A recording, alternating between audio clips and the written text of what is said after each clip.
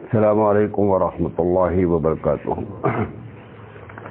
الحمد للہ رب العالمین والعاقبۃ للمتقین والصلاۃ والسلام علی رسولہ الکریم. محترم حضرات، ہم آپ سے لگاتار درس حدیث کر رہے ہیں اور آج اس کا درس نمبر 277 ہے. بسم اللہ الرحمن الرحیم. عن ابی ہریرہ رضی اللہ تعالی عنہ یقول سمعت رسول اللہ صلی اللہ علیہ وسلم يقول ألا إن الدنيا ملعونة وملعون ما فيها إلا ذكر الله وما والاه وعالم أو متعلم. رواه الترمذی. محترم حضرات، یہ حدیث ترمذی شریف میں بھی ہے اور ابن ماجہ میں بھی ہے. یہ حدیث پر اگر آپ زندگی میں عمل کر لیں تو جنت پکی ہے. چھوٹی سی حدیث ہے. اللہ کے رسول صلی اللہ علیہ وسلم فرما رہے ہیں کہ یہ پوری دنیا ملعون ہے. ملعون جانتے ہیں؟ جس کے اوپر لعنت کی گئی ہو.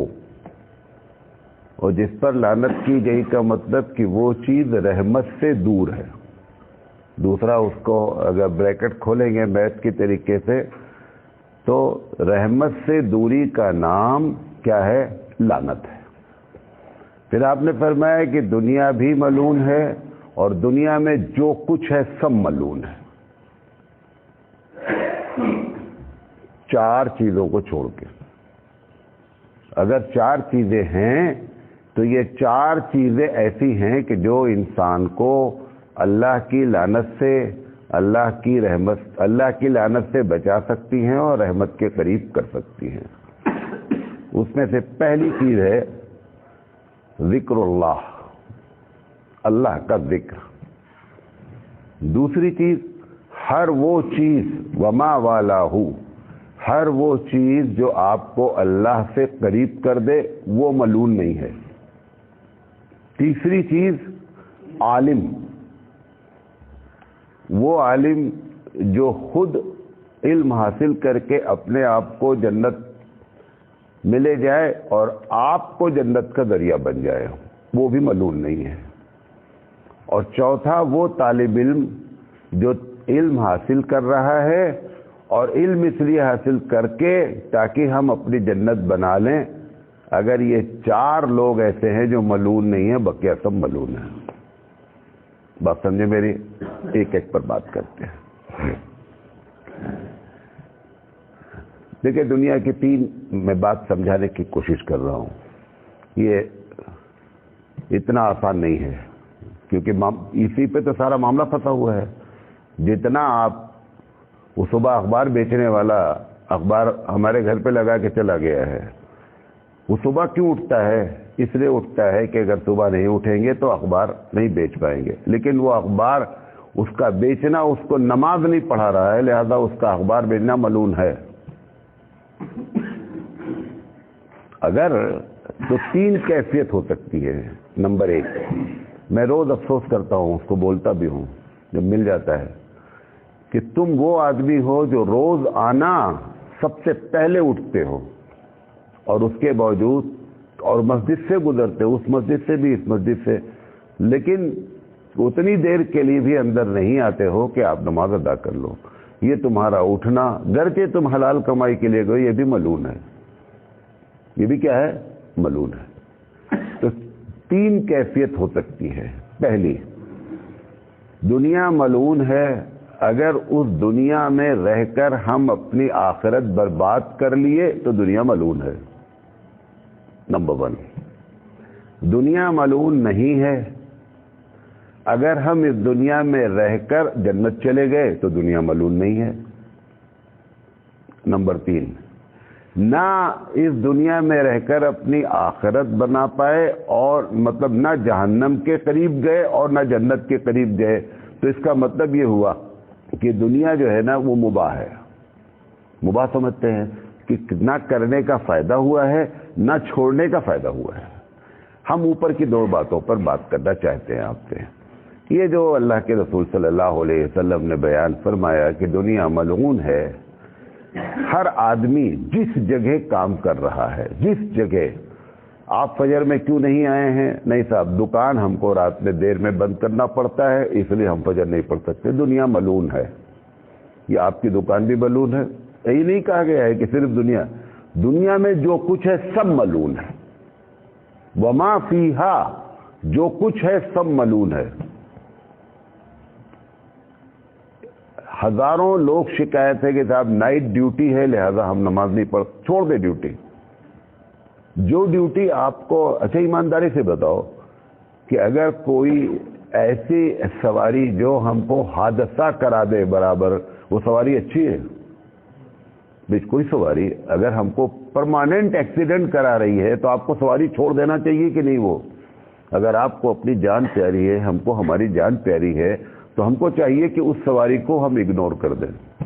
اگر ہم کو معلوم ہو رہا ہے کہ میرے اس جاب سے میری آخرت برباد ہو رہی ہے اور میں جہنم میں جا رہا ہوں، تو جاب کرنا چاہیے، چھوڑ دینا چاہیے؟ چھوڑ دینا چاہیے، کیونکہ جو آپ دنیا اگر دیکھنے میں برباد بھی ہوگی تو کتنے دن کے لیے ہوگی؟ 70 ایئرس، 70 سال کے لیے۔ 70 سال کو برباد کر کے اگر فار ایور، ہمیشہ ہمیش کے لیے زندگی بن جائے تو برا کیا ہے سودا؟ کیا برا سودا ہے؟ کوئی برا سودا نہیں ہے۔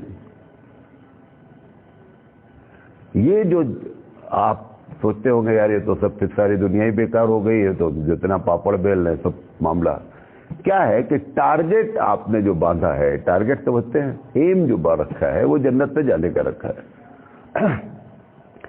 ایم اگر آپ ہٹا دیں جنت پہ جانے کا تو یہ دنیا بہت اچھی ہے۔ ٹارگٹ جتنا ٹائٹ ہوگا اتنی محنت زیادہ ہوگی۔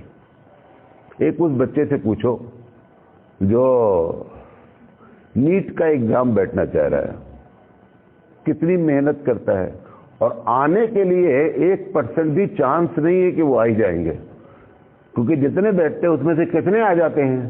زیادہ سے زیادہ 3-4% لوگ پاس ہو جاتے ہیں۔ 3-4% پاس ہونے پر بھی ہوپ ہے اور محنت کر رہا ہے، رشتہ داری کو چھوڑا ہے، شادی بیاہ اٹینڈ نہیں کر رہا ہے، امی ابو سے دور ہے، ہاسٹل کا خراب کھانا کھا رہا ہے، ہاسٹل کی ساری سختیاں جھیل رہا ہے۔ کیوں؟ ہو سکتا ہے کہ ہم کامیاب ہو جائیں، اور اس میں 100% کامیابی کی بات ہے۔ اگر وہ اپنی تھوڑی دن کی زندگی کے لیے اتنا سیکریفائز، اتنی قربانیاں دے سکتا ہے، تو جس کی ہمیشہ ہمیش کے لیے ٹارگٹ جنت بنایا ہے، اس کو کتنی قربانی دینی پڑے گی؟ چھوٹی موٹی نہیں دینی پڑے گی بابو۔ ایک بچہ یہ طے کر لے کہ مجھے فیل ہونا ہے، اب بتاؤ کیا کرنا پڑے گا؟ کتنی محنت کرنی پڑے گی فیل ہونے کے لیے؟ کچھ کرنا پڑے گا؟ کچھ نہیں بھائی۔ ٹارگٹ ایک آدمی بنا لے گی، چاہے جنت جائے نہ جائے، چاہے جہنم میں چلے جائیں، تو کچھ بھی نہیں، آرام سے جہنم میں چلے جائیں گے۔ جہنم اوپر نہیں ہے، معلوم آپ کو؟ جنت کے بارے میں حدیث کیا ہے؟ اسٹوری 1، اسٹوری 2، جہنم بیسمنٹ 1، بیسمنٹ 2۔ نیچے گرنے کے لیے، ابھی آپ یہاں چاہیں نیچے گرنا چاہیں، نہ سیڑھی سے اترنا چاہیں، سیڑھی سے اترنے والے میں تو لیٹ لگے گا، اترے گا تو ہو سکتا ہے 30-40 سیکنڈ لگے، لیکن اگر آپ یہاں سے گرنا چاہیں تو 1 سیکنڈ میں گر جائیں گے، کچھ بھی نہیں کرنا ہے۔ ایک مرتبہ اپنی باڈی کو ڈھیلا کر دو، انشاءاللہ نیچے۔ جنت اسٹوری ہے، ایک ایک قدم پر مشکل آئے گی۔ اس بوڑھے آدمی سے پوچھو، اس تکلیف آدمی سے پوچھو کہ وہ 5 سیڑھی چڑھنے کے لیے اس کو کتنے پاپڑ بیلنے پڑتے ہیں؟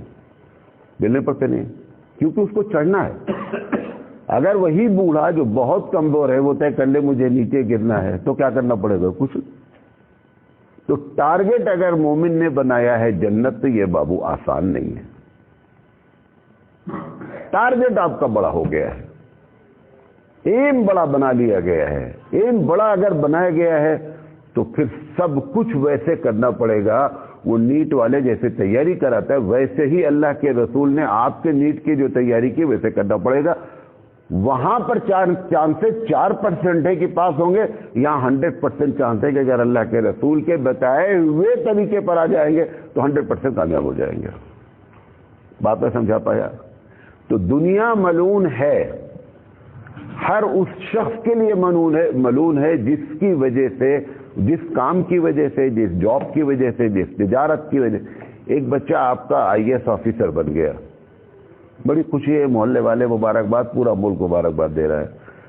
یہ بن کر کے خوب رشوت کما رہا ہے. بنتا کیوں IAS؟ 1% IAS ایسے ہوں گے کہ جن کے دل میں یہ بات ہوگی کہ مجھے دیش کی سیوا کرنا ہے, اپنے قوم کی سیوا کرنا ہے, ورنہ سب کو اپنی سیوا کرنا ہے. صحیح بات ہے کہ نہیں؟ وہ رشوت, اگر وہ IAS بن گیا, آپ کس بات پہ خوش ہے؟ اس کا IAS بننا ہی تو اس کو جہنم میں لے جائے گا. تو اس میں کون سی اچھی بات ہوئی ہے؟ آپ کا وہ بچہ جو حافظ بنا اور حافظ بن کر تم کو بھی جنت میں لے گیا اور اپنے بھی جنت میں لے گیا, اصل IAS کون ہے؟ اصل IAS کون ہے؟ وہ نظر نہیں آ رہا ہم کو, کیونکہ وہ روکڑے لا رہا ہے نا.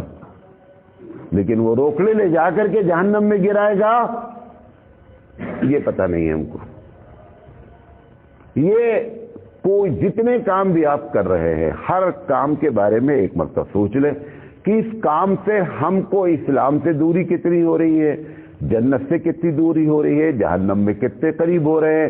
اس میں کوئی مفتی صاحب سے پوچھنے کی ضرورت نہیں ہے, کوئی بہت بڑا مسئلہ نہیں ہے, کوئی بہت بڑا مسئلہ نہیں ہے. تجارت ہے, جاب ہے, کسان ہے, کھیتی ہے, جو کچھ بھی ہے, اگر وہ جنت میں نہیں لے جا سکا, حبیب مصطفیٰ صادق ہیں.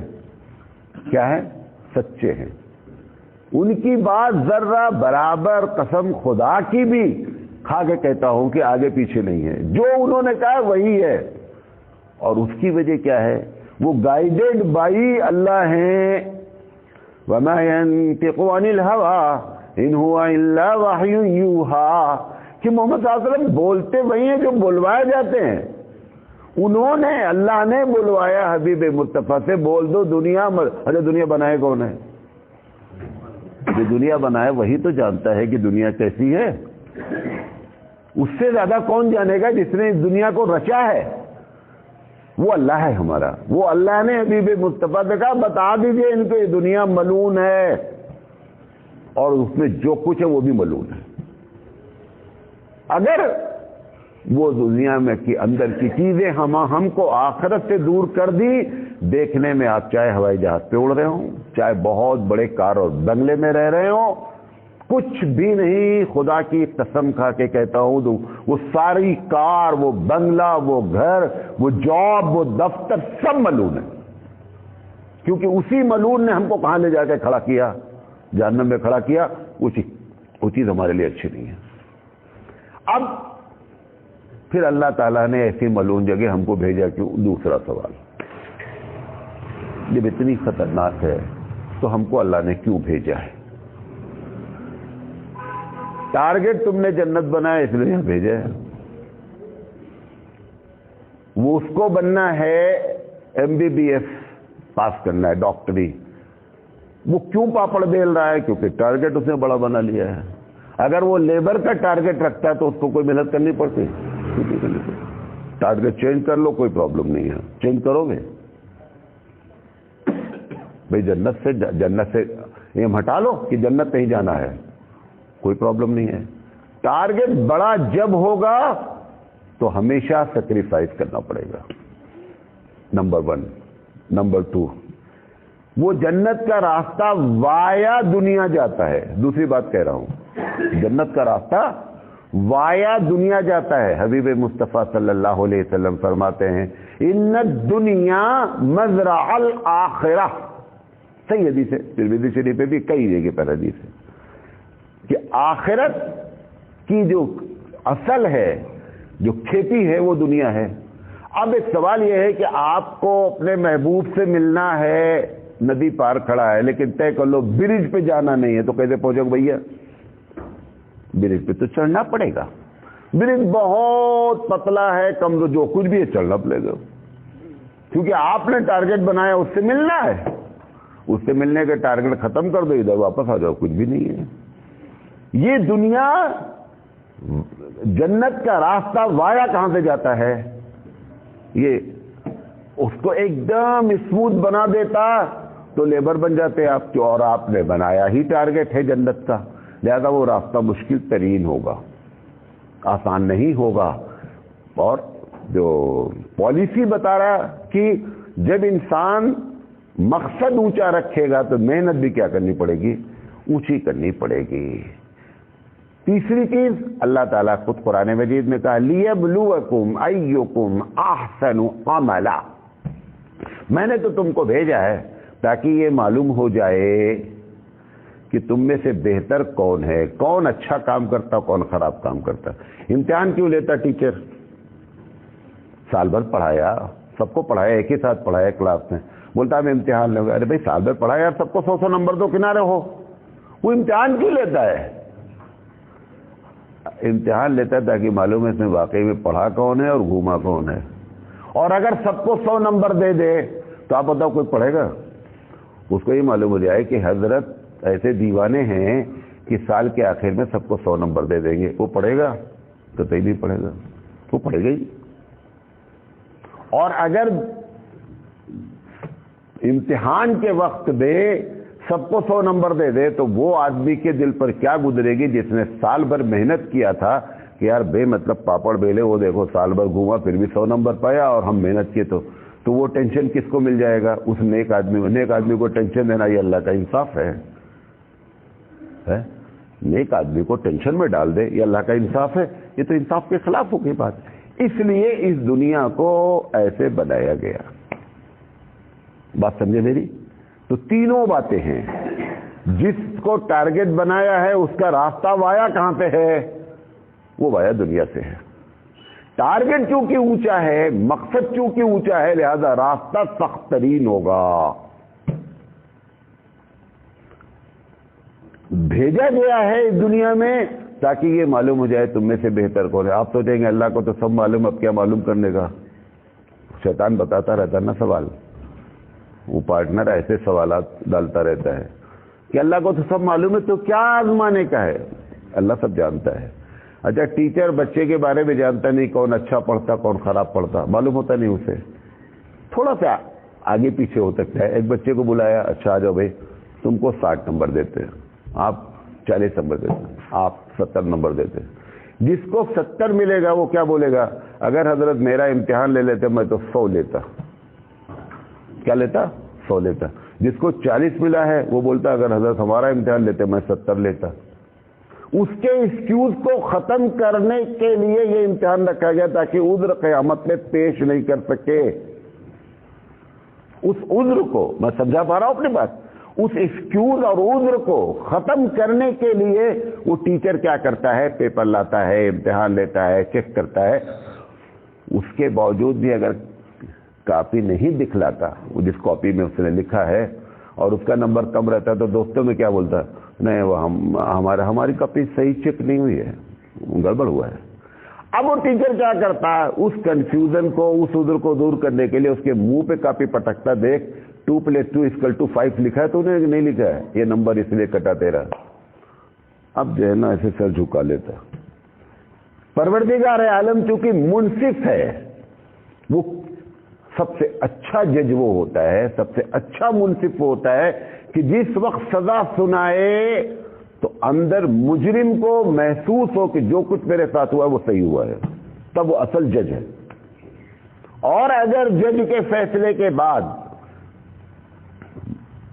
مجرم سمجھ رہا ہے کہ میرے ساتھ انصاف نہیں ہوا، یہ جج اچھا نہیں ہے. پروردگار عالم ججوں کا جج ہے، منصف ہے.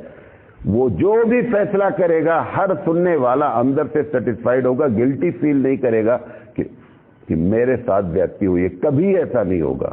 وہ سارے عذر کو ختم کرے گا. بعد ایسے بھی لوگ آئیں گے وہاں کہ جو کہیں گے اللہ یہ میں کب کیا ہوں. یہ کچھ وہاں پہ بھی دیوانے ہوں گے، اور وہاں پہ سب سے زیادہ سیانہ وہ ہوگا کہ جب اللہ کے سامنے سرنڈر ہو جائے گا اسی کے ساتھ سب سے زیادہ رحمت ہوگی. امی اس بچے کو خوب مارتی ہیں جو بھاگ جاتا ہے پھر گھر آتا ہے.